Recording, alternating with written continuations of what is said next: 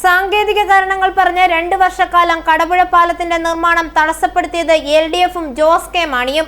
രൂക്ഷ വിമർശനവുമായി മൂന്നിലവിലെ UDF പ്രതിനിധികൾ.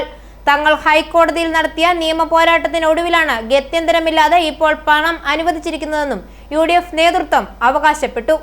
LDF-നും ജോസ് കെ മാണിക്കുമെതിരെ രൂക്ഷ വിമർശനവുമായി മൂന്നിലവ് മുൻ പഞ്ചായത്തിലെ UDF ജനപ്രതിനിധികൾ രംഗത്ത്. പഞ്ചായത്തിലെ 4 വാർഡിലെ ജനങ്ങളുടെ പ്രധാന യാത്രാശ്രയമായിരുന്ന കടപുഴ പാലത്തിന്റെ പുനർനിർമ്മാണത്തിന് കഴിഞ്ഞ 2.5 വർഷക്കാലം തടസ്സം സൃഷ്ടിച്ചത് സർക്കാരും ഇടതുമുന്നണിയുമാണെന്ന് UDF ജനപ്രതിനിധികൾ ആരോപിച്ചു. ഇതിനു പിന്നിൽ മാണി ഗ്രൂപ്പിന്റെ സ്വാർത്ഥ താൽപര്യങ്ങളായിരുന്നു.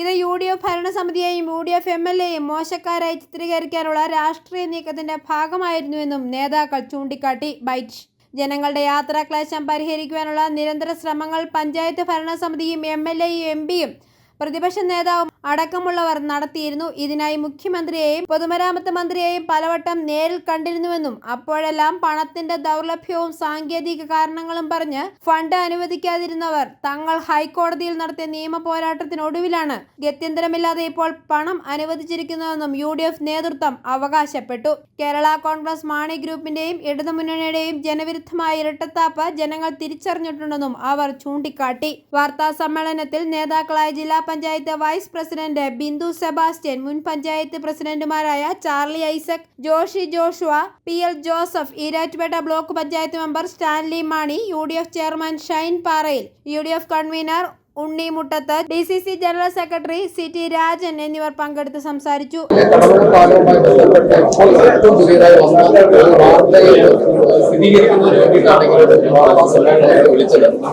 ഞാൻ തൊട്ടു മുൻപത്തെ ഭരണസമിതി കാലത്തെ ഇതിനേക്കാൾ കൂടുതൽ ഭംഗിയായി ഇത് പറയാൻ കഴിവുള്ളവരാണ് എന്റെ കൂടെത്തിയിരിക്കുന്നത്. ഇവരൊക്കെ എനിക്ക് മുമ്പ് പഞ്ചായത്ത് പ്രസിഡന്റായിരുന്നവർ, ജില്ലാ പഞ്ചായത്ത് വൈസ് പ്രസിഡന്റ് സുഭാഷ് അടക്കമുള്ളവർ ഗ്രാമപഞ്ചായത്ത് പ്രസിഡന്റായിട്ടുള്ളവരാണ്. അവർക്ക് ഇതിനെപ്പറ്റി വ്യക്തമായ ധാരണയും പറയാൻ പറയാം. പക്ഷെ ഞാൻ തൊട്ട് മുമ്പ് പഞ്ചായത്ത് പ്രസിഡന്റായിരുന്നതുകൊണ്ട് മാത്രമാണ് ഞാൻ പറയുന്നത്.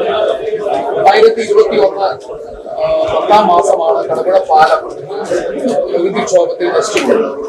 2023 10-ാം മാസം നശിച്ചതിന് ഈ പാലം നശിച്ചതിന് ശേഷം തുടർച്ചയായി ഏതാണ്ട് 6 പ്രാവശ്യം പഞ്ചായത്ത് ഭരണസമിതി പഞ്ചായത്ത് കമ്മിറ്റിയിൽ തീരുമാനമെടുക്കുകയും പഞ്ചായത്ത് മെമ്പർമാരും ബ്ലോക്ക് പഞ്ചായത്ത്, ജില്ലാ പഞ്ചായത്ത് ഉൾപ്പെടെ MLA ഉൾപ്പെടെയുള്ള ആളുകൾ സംസ്ഥാന പ്രതിപക്ഷ നേതാവിനോടൊപ്പം മുഖ്യമന്ത്രിയും അതുപോലെ തന്നെ PWD മിനിസ്റ്ററെയൊക്കെ പലതവണ കാണുകയും ഈ പാലം പുനരുദ്ധരിക്കണം, പുതിയതായിട്ട് പണിയണം എന്ന് ആവശ്യപ്പെടുകയും ചെയ്തിട്ടുണ്ട്.